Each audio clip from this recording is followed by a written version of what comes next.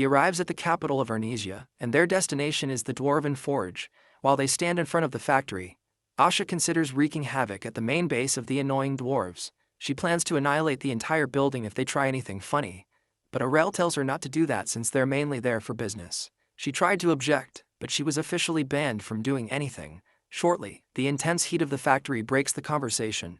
Just as they head inside, Arel already wishes to escape with how hot the environment is. Ben introduces himself to the two of them, including the fact he has been an apprentice of the bitter Aiken for 15 long years, and volunteers to be their guide.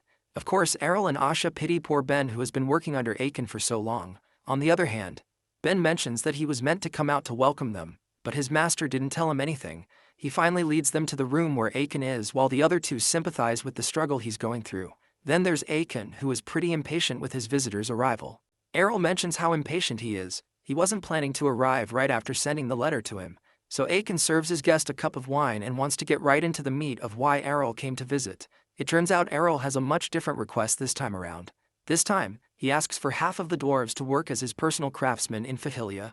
Without a second thought, he rejects the proposal and points out that Arel sounds drunk already. Arel finishes his request by mentioning that he wants half of the dwarves to establish a branch at Fahilia. He adds that he will even pay for all the expenses. Even with that, Aiken still refuses the offer, or to even work in a place like Fahilia.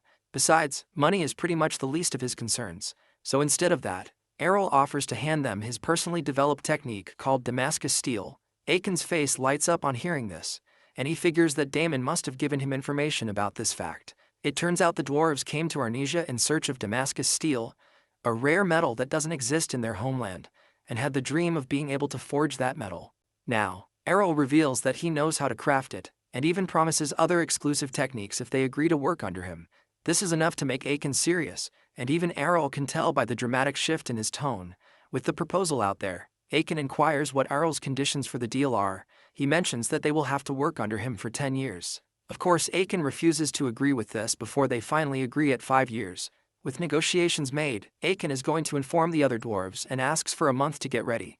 This makes Arel wonder how much Damascus Steel means to them since it was the thing that led him to convince the dwarves. With that out of the way, Arel heads back with Asha. After the negotiations, Arel wishes to do what he does best, slack off, since he now has a reason not to do anything. One time skip later, and we have Kania.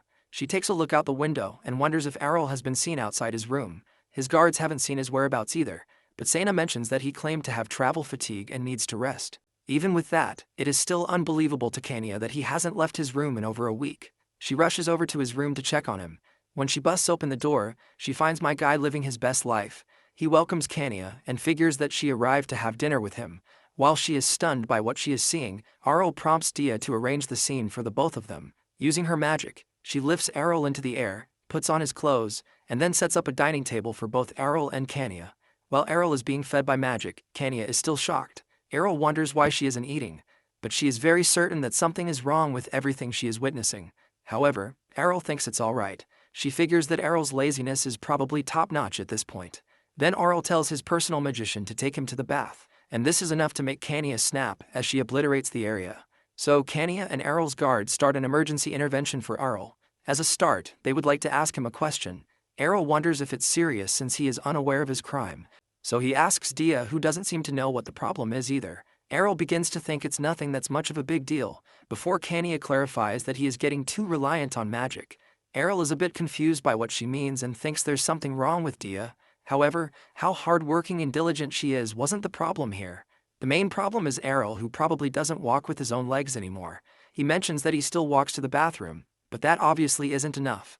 Even his guards tell him the same thing, that using magic too much is bad. He is only looking for a more convenient life and asks if Dia is fine with all the work. She is, and Arel still doesn't see the problem. But the rest still see the problem as broad as daylight. Kania informs Dia that she is only making the problem worse for Arel. While it may seem alright in the palace, it definitely won't be okay in public. Arel already knows that he won't get to that level, or rather, it becomes a good idea for him. Of course, everyone is already against this before he mentions that he is joking, as his older sister Kania bans Arel from using magic, and this surprises him. Then Kania also bans Dia from putting up with Arel's requests, and this seems like her only form of life support has been cut off. Dia believes that she is about to be fired, but Kania informs her that is not the case. Meanwhile, Arel begins to reflect on his actions. He never thought that things would get to how they are now. and he has finally realized how magic can turn a lazy slob into a more lazier slob. Kenny informs him that he will ruin his health if he continues, but Dia reveals that she has been stimulating his muscles every time she moves him, so he won't get weak so easily. Still, it is a problem, and Kanya suggests replacing Dia with another magician. However, Dia pleads that it shouldn't resort to that. While she isn't sure of other things, she is very confident that she is much better than the other magicians, so she refuses to step down from her role. Looking at the situation, Arel figures that Kanya had hurt Dia's pride as a magician. Asha comes by to break things up, and wonders why she wants to remain Arel's personal magician, even though the suggestion to switch roles has been pretty much justified. Even Arel is curious too, since there will be no difference in pay, and would even work way less compared to dragging Arel's lazy bum all over the place. But then it hit Arel that he should be the one who should make that decision, but his opinion doesn't matter at this point, so Kanya challenges Dia to convince her, and she accepts this, and she doesn't have much of a choice at this point. Seeing as his opinion has been rejected, Arel wants to know the kind of tests Kanya has in store. She starts off with a document test that was definitely not just made up in 5 seconds before she mentioned it, and Dia completes as easily using her magic. Arel has already been giving Dia his workload, plus magic pretty much involves calculations, so she was already prepared for the moment. Next is the cooking test, where Dia will have to cook all manner of stuff to Arel's taste, but once again, she is able to do this thanks to her previous experience back at the Magic Tower. She prepares all the food, and it is perfect for Arel. It's almost scary to him about how good she is. While Kanya tries to bring up some more, totally not made up at the spot tests. Arel speaks with his guards and asks why they are all doing this. He already knows that Kanya wouldn't go after Dia for no reason, plus they would have tried to intervene, but they aren't doing anything, so he knows they have another reason for doing all of this. From there, it turns out that Kanya is suspicious of Dia. There was an incident a few days ago where the magic security system was partly destroyed by an unknown individual. While they don't believe Dia is the culprit, Asha presents a letter from the intruder to Arel. He reads it and finds that whoever it is wants Dia back at the Magic Tower. It turns out they had also shown the same letter to Dia, but she was speechless, or rather, unbothered by it. Asha and Sena believe that her reaction was rather strange and figures that there is a reason why she is so loyal to Arel. A normal person would have given up with him after around 3 days. Arel has already looked into her heart and found that she doesn't have any bad intentions, but there's no way he can convince Kanya and the guards about that. To be honest, Kanya has low-key disliked magicians after the Black Magician incident. He can understand that could be why Kanya is acting like that towards Dia, but he asks Asha and Sena to hold back their judgment. While he deals with the issue concerning Dia, he asks the two of them to calm Kanya down. With that settled, he heads on his way to talk with Dia and find out the truth. Arel goes to Dia's room to apologize for all the issues that came up earlier in the day. He notes how her room looks pretty bare, probably because she hasn't lived in the room for a long time. Dia understands the situation that played out and believes that anyone serving Arel should be thoroughly reviewed. But let's be real here, Arel's standards aren't that high. Arel explains that Kanya has always had a thing against magicians, and was against him having a personal one. But Dia is already familiar that this is because of the incident with the Black Magician. It even became a pretty famous story back at the Magic Tower. It turns out that the incident also made aristocrats distrust them, and this cut their earnings, so they were ordered to kill any black magicians if any were found. Arel tells Dia not to worry about Kanya's behavior. However, she insists that his intervention is not necessary. She still holds a grudge from the earlier encounter and wants to prove her skills as a magician to Kanya. Now, Arel wants to know why she insists so much on being his personal magician, even though they have never met each other. Arel can't understand why she is so obsessed with him. From there, she explains about her past. Dia was taken in by the Magic Tower as a poor child after a disease killed everyone in her village, her family included. On hearing this, Arel figures that they must have taken her in since they recognized her potential in mana, since Tai only take in orphans once they recognize talent. Even with that, Dia wasn't good at magic, so she was demoted to chore girl. This confuses Arel as he wonders how the gap in skill got bridged. It turns out Dia was a first-class magician 2 years ago, and has somehow managed to jump up to a 4th-class magician now. She couldn't control her mana through the Magic Tower's teaching method, until she came across Arel's flagship book, the one about knights. From there, you can pretty much guess what happened. The method in the book was just right for her, and she ended up reaching the 4th class within 2 years. While that is hard to believe, Arel realizes that his theory seems to sit right with Dia and believes that she is a genius who can improve only by reading. So who knew, if it weren't for Arel, she could have remained as a chore girl in the tower for the rest of time or something. With that, this is the reason why Dia refers to Arel as her savior. However, he lets her know that it's from all the work she has put in, but she will still call him what she wants to call him. She's apparently stubborn. After that, Dia left the magic tower, and her master, former master, was very angry with this. However, she didn't care since she improved, no thanks to him. But she really hates the fact that he went around telling everyone that she reached the 4th class because of him. After that, she went on a journey to find where her savior lived, and even went to the other side of the continent just to search for him. It was then she found that Fahilia was hiring magicians, which allowed her to find Arel and consider him as her true master. After this story, Arel suggests that she could have told the same story to Kania, but she doesn't want to share that embarrassing story with anyone else, and also wants to be respected for her skills. So Arel promises not to tell anyone and heads out of her room wishing her good luck. In the night, Arel is in his bedroom. He speaks with Phaon, who seems to be aware of Dia. Even he admits that she had undergone an unfortunate fate, and her master wasn't a very good one. He also adds that she developed her skills alone and risked the penalty of leaving the tower. It turns out there is a contract made to protect the secrets of the magic tower. And once it is broken, the offender loses half of their magic circles and goes back to being a low-tier magician. Finally, Arel learns how strict the magic tower can be, so he thanks him and turns off his device. He places it aside and thinks about all the risks Dia took just so she can meet with him, so he decides to step in to see how he can help. The next day, Kania and Dia face off with each other. Arel had to tag along, but he never expected Kania to be so serious about this. She challenges Dia to a duel, and looking at the two fighters, Arel already knows that this is a pretty unfair battle. He tries to stop them, but Dia insists since the only way Kania will accept her is through a battle. Kania, on the other hand, doesn't get why she is so loyal to Arel, so she wants to find out on her own terms. Arel sees that the situation is going out of hand, and wonders why his two guards aren't stopping them. But what does he want them to do? Even they can't stop it. So Arel wonders what he can do until he notices something in the bushes nearby. The battle is about to start.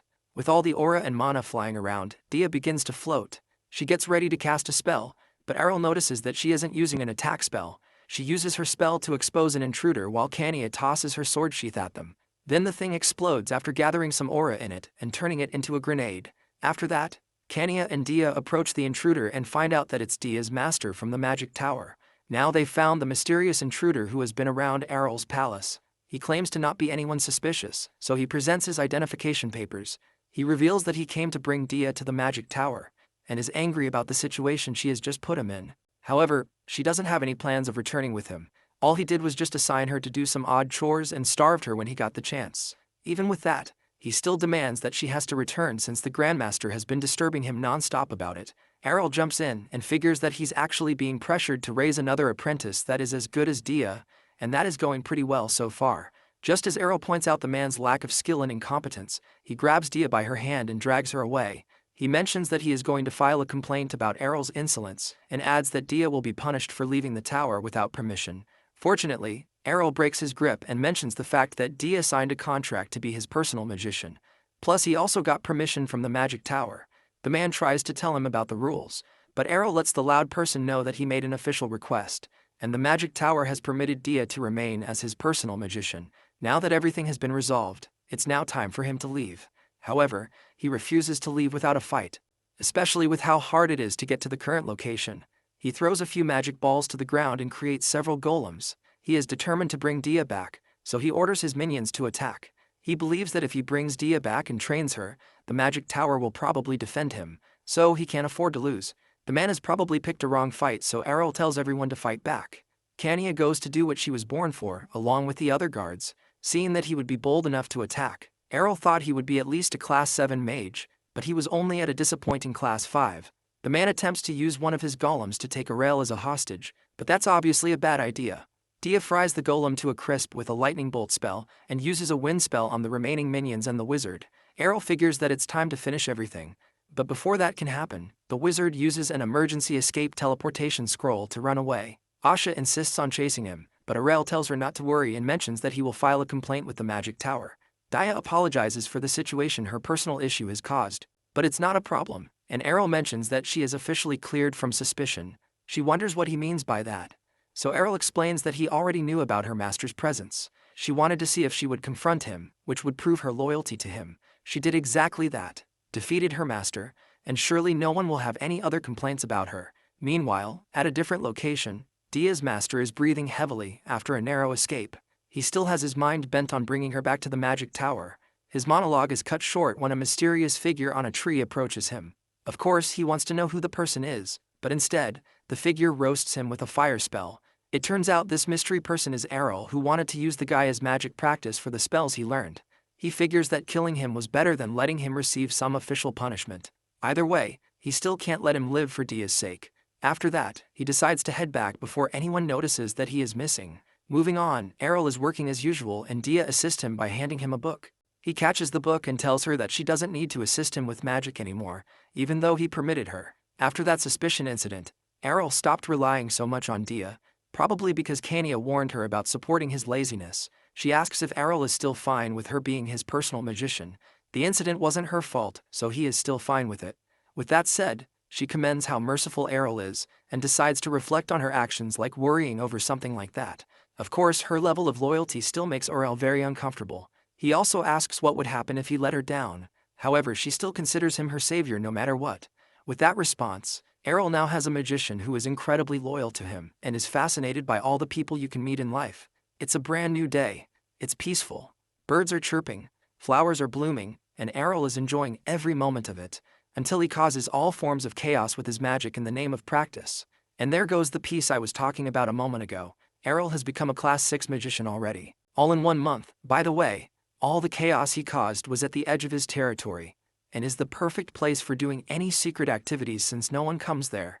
But one thing that would have made things better for Arel's practice is monsters, but it's honestly a good thing they aren't there. With all that out of the way, Arel finally figures it's the perfect time to make his move. Arel recalls the time he first saw Queen Elia as a baby, and even from that time, she already hated him from the way she stared at him. He planned to overlook it, but she kept targeting him using politics, and was even hostile to him in front of his mother. So, using his magic, he levitates over to Queen Elia's domain since he is fed up with her antics. He finds an alarm barrier surrounding the building which allows certain mana wavelengths to pass through. But Arel passes through it because he's just that good. Luckily, the guards aren't aware of his breaking in. He looks at Elia's parents' home and mentions how it is larger than his. But too bad, because he creates a massive fireball and is ready to wreck the entire thing. The fireball explodes and fire begins to rain down on the area. Meanwhile, the residents of the building notice this, all confused and stuff, trying to evacuate the building to safety. But they are unaware that this is all Arel's doing since he is using an invisibility and sound muting spell to hide himself. A bit overpowered if you ask me. But moving on, Arel sees the vassal of the Duke family afresh, so he decides to make life a little hard for him by implanting a special curse in him that will give him flu-like symptoms, or probably COVID, and that will preempt him from taking action after the invasion. Arel is planning to take back a few souvenirs with him, since it took some effort to get there. He approaches a door, crushes the lock to the door, and reveals what's inside. Looking in, Arel has literally struck gold since it's the treasury. He plans to take everything with him through teleportation and leave a little note as a collectible. Much later, some of the residents escape the building, but they find a letter and already know that it's from the culprit.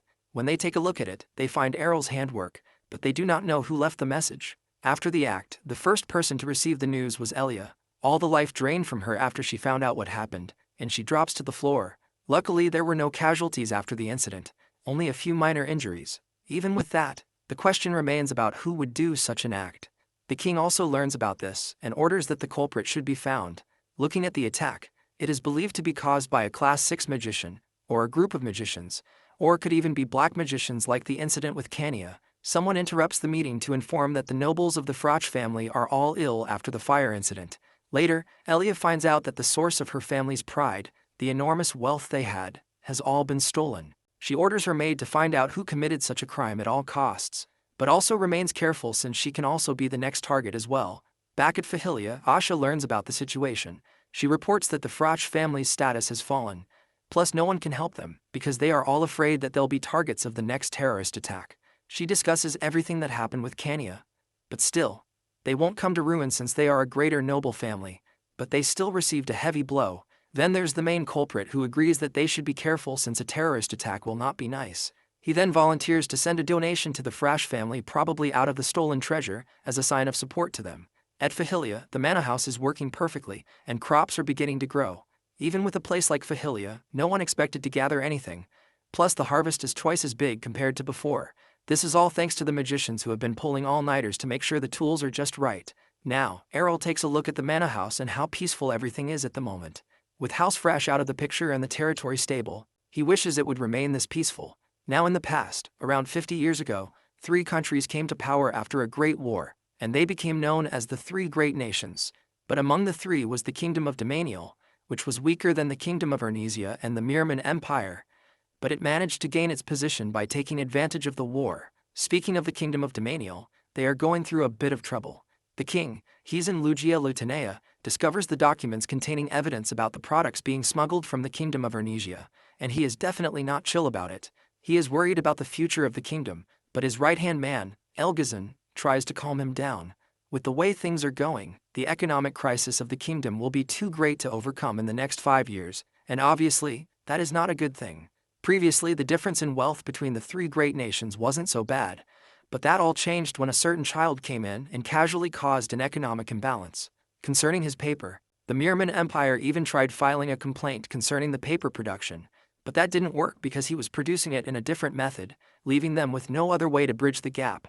Elgazan suggests using force, but they are up against the Arnesia, which is pretty much like the Fire Nation of the world. However, he mentions that they will have to join forces rather than challenge them on their own. So, with that, the Kingdom of Domanial sent messengers to 3 different nations to request an alliance. They meet up in some secret shady meeting room in Domanial, and Elgazan welcomes the participants. The representatives who showed up are from the Mirman Empire and the Chejapen Duchy, and they both have scars for some reason. But anyway, it turns out the other place with the name I won't bother with saying again is a small territory, but with a high military reputation. Then there's the Holy Empire who didn't even bother to show up, but they probably want to watch Arnesia burn just as much as them, so they will not snitch on the meeting. Of course the meeting begins and they discuss the fact that they have to stop Arnesia because of the shift in economic power.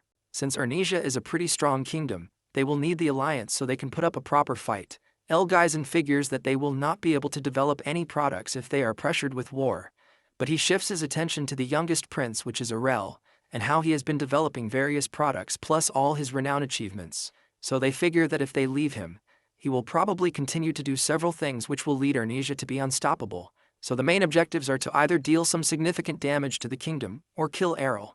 The 2 representatives agree with the plan and have even wanted to go to war from the very start, and now things have gotten moving between them. Back at Arnesia, the king learns about the meeting between the 3 nations and is sure that something is going on, so he decides to make preparations since the oncoming war will be much worse than the previous one, and orders that each territory should be notified about it. Arel gets this notice back at Fahilia and begins to wonder if he went too far even when he restrained himself. Daya asks if anything has happened since he usually enjoys his strolls. He mentions that he has to meet with Kania since something troublesome has happened, and they will have to be fully prepared. So in summary, Arnesia makes money, Domanial doesn't like it. So Domanial starts alliance. They don't like each other but want to defeat Arnesia. End of meeting. With how everything played out, they are probably treating Arel like some kind of a villain. Kania learns of the upcoming war and the alliance between the Mirman Empire and the other 2 kingdoms. It was understandable if it was between the Mirman Empire since they aren't on good terms, but doesn't understand the case with the other 2 kingdoms since she thought Arnesia was chill with them, so she suggests a classic Kania move to attack them first. For once, Arel agrees with this idea, but it would be difficult to find any evidence since the meeting happened in secret. After all, there's no way they would leave any evidence after the super obvious secret meeting, and they are pretty much lucky to find out about it. Arel already knew that it would come to the war, but he never expected it to come around so soon. From all the past lives he's been in, he thinks about how humans always have to resort to war, and finds the reason for the current war to be ridiculous. Of course he believes that war isn't the answer to every problem. Kania brings him out of his thoughts since nothing has been confirmed yet. He then suggests that Kania should return to the royal palace. It turns out the king sent him a letter to express his concern and stop her from going into battle, but Arel could head to the front line for all he cared. Arel mentions that this is a viable option since her status as a princess could benefit her more than her status as a knight, but Kania refuses to head back without a thought. Arel tries to warn her that she could end up on the battlefield if things end up wrong, but she is more than okay with that. Besides, she pledged to keep her younger brother safe and doesn't want to flee to safety, just because she is a princess. She believes that being royalty is more of a reason not to run away. Seeing her resolve, even Arel has noted how his beloved sister has grown up, and decides to let the king know about her decision, since it's pretty much impossible to stop Kania. In the recreation room of Arel's castle, Sena discusses the upcoming war with Asha and Dia. It turns out Sena has been to war twice, but is sure that the current one will be much more serious than those ones. She suggests that Asha should visit her hometown to see her brother since he started studying at the academy. While that sounds like a good idea, Asha decides to stay back since anything can happen at any time. She also adds the fact that Sana has been pushing back her holidays to stay as well. Seeing that they can't go anywhere, they just decide to have all the fun they can have while they still can. At Arel's quarters, he makes plans for the war. He believes that it could happen within a year. Even with his experience from several reincarnations, he isn't sure about how the war will turn out. He also plans to intervene if it comes to the worst-case scenario, but that would mean him abandoning his peaceful life, which is his main priority. To survive the war, he decides to do a military buildup to prevent the opponents from breaking in. Arel rushes over to meet Aiken, who would have almost scored an early headshot with his hammer on Arel. He mentions that the facilities in the location are pretty good, but the other blacksmiths are pretty hopeless to him. They worked for 2 days without sleep, and they all collapsed. Aiken is upset about this, but of course, normal people would die after working like that. But anyway, Aiken has received the documents to make Damascus steel, and is shocked that it could be made with such materials. However, the process will not be easy since he has to be precise about it. To the main point, Arel asks for some weapons to be made, and Aiken agrees to it. When he asks how many he would need, Arel goes over to whisper, which makes even Aiken to be shocked. Then he makes a getaway since Aiken is out to hunt him now. It turns out Arel wanted him to make 20,000 pieces of armor, and he is definitely not chill with that. On the other hand, Arel figures that he better watch his back if he keeps doing this. Next, he goes to meet Ian, the slave dealer, who is now dripped out from all the cash he's been receiving. He welcomes the top customer as always, and they head straight to business since it's an urgent meeting. This time Ian will be receiving the order of a lifetime, and he's even contacted every possible merchant before the meeting. Arel raises his hand and requests for 50,000 slaves, which is 10 times the last order. And you can expect that even Ian never expected this amount. Ian couldn't believe it. He finds himself repeating the enormous number just to see if our prince is kidding or not. But our boy responds by asking him if they were too much. That's when the slave trader sees that the prince is truly standing on business here. He tells him that the truth is that there's been an increase in nobles looking for slaves, and they've been asking for about 2,000 to 3,000 people, saying they all intend to use them as troops. But 50,000 people? What in the world is he doing with 50,000 people? He asks him if he intends to use all of them for the same purpose. The prince tells him not at all, as like before, that number includes the slaves and their family members. But he tells the slave boy that his speculation isn't too far off the mark. The slave trader dude starts smiling hard at this cash cow opportunity, for sure hoping to be more dripped out after that, and our boy obviously sees that. He said to himself that it makes sense since it's not hard for a merchant to notice the signs of approaching war. He'll definitely ask for more than the market price for the next clients. Our boy tells him that he expects him to keep this to himself, and the slave trader agrees, telling him that confidentiality is a basic part of business. He asks our prince if he would like him to send the slaves to his territory. The prince asks how long it would take to gather 50,000 people, and the slave trader dude responds, saying around 5 days. How the hell does he even have that amount of slaves in the first place? The prince tells him that he'd come for them himself in 5 days, and Ian asks him if he's really sure he wants to do that as it might be cumbersome. The prince tells him that it's fine and quickly makes his way out of there. Standing behind the closed doors, he says to himself that he has a mountain of preparations to do when he gets back home, and his lazy ass doesn't want to do any of that. He figures he'll use this as an excuse to be lazy for the next 5 days. His perfectly justified life of sweet idleness awaits. Later on, Arel meets Kania. She's surprised at the news that they can't go back home for the next 5 days. She asks him if he's sure that's alright as everyone is busy. Our prince cheekily calls her an innocent child, and tells her that lazing around when you're busy is much more sweeter than lazing around when you're free. But Kania insists they should ask to see if they could just head home. Our boy asks her if she wants to look around the capital. She paused for a bit and lands in a flashback. Because of her position as princess and the attack from the dark sect, Kania had to spend most of her days inside of the royal palace. She'd be super serious about the outside world, and definitely wouldn't be able to resist this offer, so she concedes and asks the prince if they're going sightseeing. Arel tells her yes, and he already delegated all the important tasks to others, so they can afford to stay here for a while. And besides, she doesn't even have anything to do when she gets back.